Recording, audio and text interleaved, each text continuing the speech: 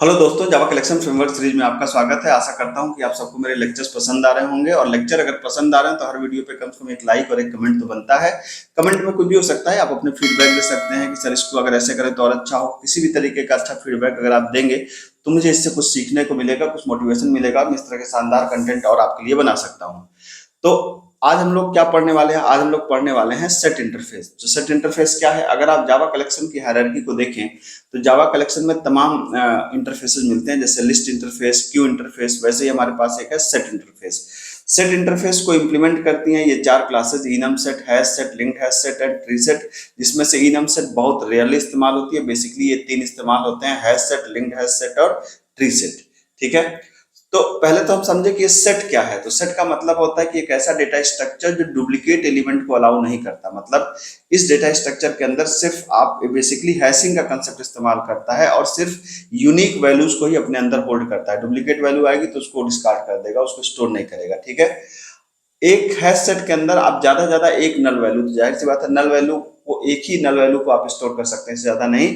और हैश को इंप्लीमेंट करने का मतलब यूनिक वैल्यूज को इंप्लीमेंट करने के लिए, होल्ड करने के लिए हमारे पास तीन क्लासेज हैं। पहला हैश सेट, दूसरा लिंक्ड हैश सेट, तीसरा ट्री सेट। अब इन तीनों के अलग अलग काम हैं। इन तीनों के अलग अलग काम मैं आपको समझाता हूं।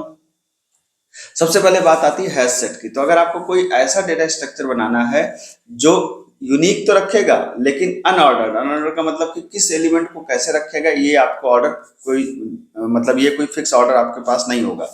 इसका क्या मतलब मैं समझा रहा हूँ आपको। जैसे यहाँ पे सेट, यहाँ पे आपने कहा डेटा टाइप, यहाँ पे ऑब्जेक्ट का नाम equal to new hash set कर देंगे तो यहाँ पे हैश सेट की वैल्यूज को आप यहाँ पे स्टोर कर सकते हैं। अब आइए हम लोग इसको प्रैक्टिकली समझते हैं। प्रैक्टिकली समझने के लिए आप ऐसे समझिए कि जैसे मान लीजिए कि एक प्रॉब्लम आपके सामने दिया गया कि भाई एक नाम लीजिए। जैसे आपने एक नाम ले लिया, मान लीजिए मेरा ही नाम ले सकते हैं आप। ठीक है। और क्वेश्चन ये है कि इस नाम में कितने यूनिक कैरेक्टर्स हैं, आप ये बताइए। ठीक है। आप चाहे तो वीडियो को पॉज करके आप इस प्रोग्राम को बना सकते हैं कि कितने यूनिक कैरेक्टर्स हैं। यूनिक कैरेक्टर का मतलब किसमें, मतलब जैसे DHAN है तो AN दो बार आया है, तो सिर्फ DH फिर A एक बार, N एक बार, J एक बार, Y एक बार। कहने का मतलब है कि हमको सिर्फ वही कैरेक्टर चाहिए जो रिपीटिंग नहीं है। तो अब हम इसको अगर ब्रूट फोर्स तरीके से करेंगे तो आपको दो लूप चलानी पड़ेगी इसमें। लेकिन अगर आप इसको ऑप्टिमाइज तरीके से करना चाहते हैं तो आप सेट का इस्तेमाल कर लीजिए। और सेट की सबसे खास बात है कि अगर जो हैश सेट होता है वो ऑर्डर ऑफ वन टाइम में काम करता है। मतलब एक ऑपरेशन को करने के लिए सिर्फ एक बार ही काम होगा। ठीक है। अब इसको कैसे करेंगे आइए समझते हैं। जैसे अगर आपने कहा कि भाई मुझे सेट को बनाना है, ठीक है। अब सेट कैसा सेट? तो सेट के अंदर यूनिक कैरेक्टर रखने हैं, तो मैंने कहा यार मुझे कैरेक्टर रखने हैं इसके अंदर। ठीक है। सेट का नाम क्या है? मान लीजिए सेट का नाम मैंने कहा ST। ठीक है। तो अब ST का मतलब या मैंने कहा कि माई सेट कर देते हैं। ठीक है। अब इसके बाद क्या करेंगे, यहाँ पे कर देंगे न्यू, क्या आप करिए हैश सेट। ठीक है। ये हैश सेट बन गया आपका। तो अब इसको आप इंप्लीमेंट कर सकते हैं। जैसे यहाँ पे न्यू हैश सेट आपने किया ना, यहाँ पे आप कर सकते हैं linked hash set, tree set. इनमें क्या फर्क है मैं अभी समझा रहा हूँ आपको। ठीक है। अब मैंने कहा यार स्ट्रिंग से के कैरेक्टर को लो, तो हमने कहा for int i equal to 0। ठीक है। i equal to 0, i less than s dot length. आपको पता है कि ये स्ट्रिंग की लेंथ दे देगा i प्लस प्लस। हमने कहा कि स्ट्रिंग से के कैरेक्टर को लो और सेट के अंदर डाल दो। तो ऐड नाम का फंक्शन होता है जिससे आप इसके अंदर क्या कर सकते हैं, s डॉट कैरेट ऑफ क्या i। तो आपने के कैरेक्टर को उठाया और आपने सेट के अंदर डाल दिया।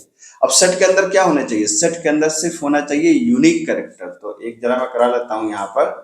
जैसे मैंने यहाँ पे किया कि एसआउट, मैंने कहा given name is equal to given, यहाँ पे प्रिंट करा दीजिए गिवन। तो दिया गया नाम क्या है? जो एस की वैल्यू है। अब हमने कहा कि यूनिक कैरेक्टर्स। अब यहाँ पे एक मैसेज दे दिया हमने, सिस्टम डॉट, यहाँ पे एस आउट कर देते हैं। एस आउट आपने कर दिया the unique characters are, unique characters are. ठीक। अब ये प्रिंट करने के लिए हम क्या करेंगे? अब प्रिंट करने के लिए आप चाहे तो आइटरेटर का बना सकते हैं। यहाँ पर आपने कहा कि आइटरेटर, ठीक, IT इक्वल टू क्या, माई सेट डॉट आइटरेटर। आप इसको इस तरीके से इटरेट कर सकते हैं। ठीक है। अब क्या होता है कि जैसे अगर आपको इसको इटरेट करना है तो तरीका क्या होता है? तरीका होता है कि आपने यहाँ पे क्या किया, आपने यहाँ पर कहा कि वाइल क्या, while IT dot has next. जब तक इसके अंदर रिकॉर्ड मिल रहा है तब तक क्या करो, हमने कहा कि सिस्टम आउट कर दीजिए, आउट, हमने कहा IT डॉट नेक्स्ट। इससे के कैरेक्टर प्रिंट हो जाएगा आपका। ठीक। तो अगर आप इसको ध्यान से देखें तो यहाँ पे मैंने क्या किया, अगर इसको एक बार रिकैप करें तो आपने एक स्ट्रिंग को यहाँ पे हमने यूजर से मांगने बजाय फिक्स कर दिया, आप चाहें तो यूजर से मांग सकते हैं। अब यूनिक कैरेक्टर को स्टोर करना है तो हमने क्या बना लिया, एक सेट बना लिया यहाँ पर। फिर हमने क्या किया, हमने स्ट्रिंग को इटरेट करके सेट के अंदर डाल दिया। अब सेट की प्रॉपर्टी क्या है, वो यूनिक वैल्यू को ही अपने अंदर होल्ड करेगी, ठीक है। डुप्लीकेट वैल्यू जो आएंगे उसको अपने आप डिस्कार्ड कर देगी। फिर हमने कुछ आउटपुट में अच्छे से प्रिंट, इसलिए मैंने कहा दिया गया नाम ये है। और फिर यूनिक कैरेक्टर के प्रिंट करने के लिए हमको सेट को इटरेट करना पड़ेगा, तो आइटरेटर के अंदर पहले हमने सेट को डाल दिया और फिर हमने कहा कि भाई जितने रिकॉर्ड मिले उतने रिकॉर्ड को आप प्रिंट कर दो। तो अगर आप इसको इम्प्लीमेंट करेंगे तो क्या होगा, जैसे आपने कहा कि यार ये हम इम्प्लीमेंट करना चाहते हैं, तो ये आपने कंपाइल किया, कंपाइल करने के बाद आप इसको रन करा लीजिए, ठीक है। तो आप देख सकते हैं कि यहाँ पे क्या है, धनंजय, और यूनिक कैरेक्टर क्या है, ADHYJN, ठीक है। तो अब आप यहाँ पे देख सकते हैं कि यहाँ पर जो है, यहाँ पे जैसे N 2 बार था तो N 2 बार नहीं आया, A 3 बार है तो यहाँ पे A एक ही बार है, इस आउटपुट के अंदर आप देख सकते हैं बड़े आराम से, ठीक है। अब जो खास बात है यहाँ पे कि अब देखिए यहाँ पे कोई ऑर्डर नहीं है, जैसे A आया है, A के बाद D आया है, D के बाद H आया है, H के बाद Y आया है, Y के बाद J आया है। तो ये किसी अल्फाबेटिकल ऑर्डर में नहीं है और कोई भी एक ऑर्डर को मेंटेन नहीं कर रहा है, ठीक है। तो ये है, इसी के लिए इसको बोल रहे थे अनऑर्डर्ड, ठीक है।